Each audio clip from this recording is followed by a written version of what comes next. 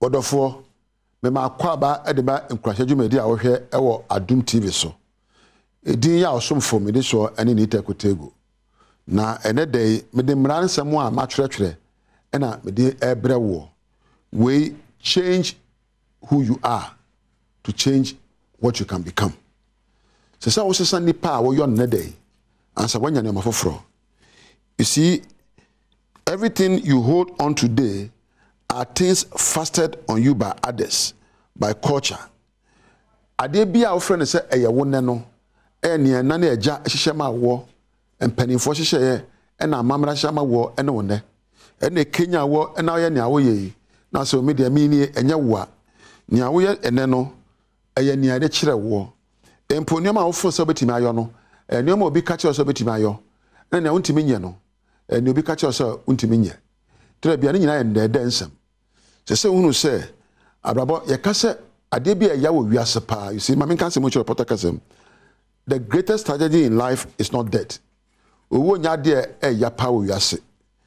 Ade ɛya pa ya abrabɔ asɛ bi wonim de ntia wote ase. De ɛya pa ne sɛ wo ware na wonim sɛ ntia wade.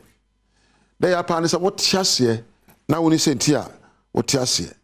Ti ne de me bɛka nsɛm ga kyerɛ wo. Yɛ sɛ wo twere nneɔma a wo pɛ sɛ wo yɛ ne dankwa ama ɛtoɔ. Write down what you want to become today.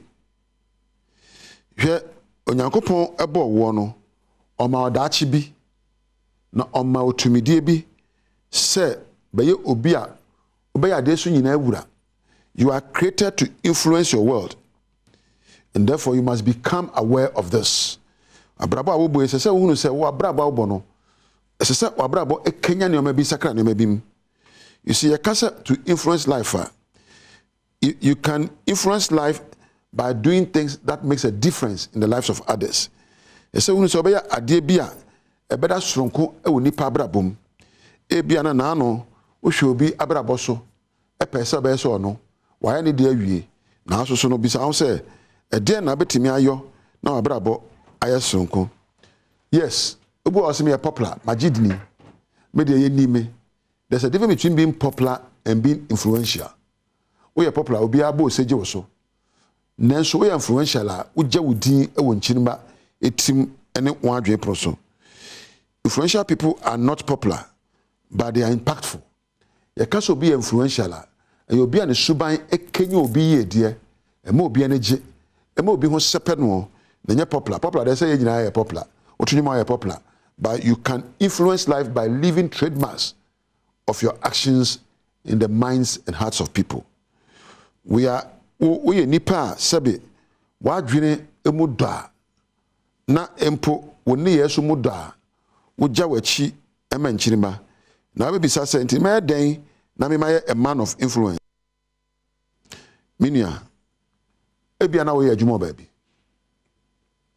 ebia na otebro no bi so ebia na empo aware na wo ware ye woni ye bi wo ho abede na die na woni a oni on buko sata frɛ na ka sɛ oni pesimesi wo de o jame ho a mebre ne ni ye we nti no sɛ oni me nkyɛn a me ho ntɔme ne suba we nti oni ha asɛ bibia tosi enkoye woni eta ka sɛ o de wo mu kura nyama na afrɛ mu so antosi da bi ma obi ntimi hwɛ wa brabɔ so nka sɛ wo abrei na wo kofie wonni ha na asɛ bibi atoba ha atosi wa ha abre bi a won ka brabo we hu no enkoyi eno na kyese wa brabo edimu ema obi hwe enhwe neoma a etwa ho ahia emfom bubra enhwe neoma manfo ka kire wori de yen kan kire wo wan kasa pe akade hye wo mu na hye wo nkura ka kire wo se me mebubra kosi se mi ni ba bi a manfo be feme kwampa so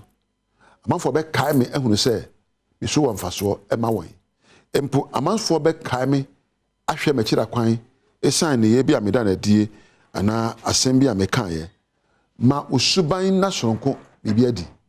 Let your life make a difference in the life of others. Ma usuban enfa bibi nkankrofo ho ma abrabo enfa bibi mebata obi abrabo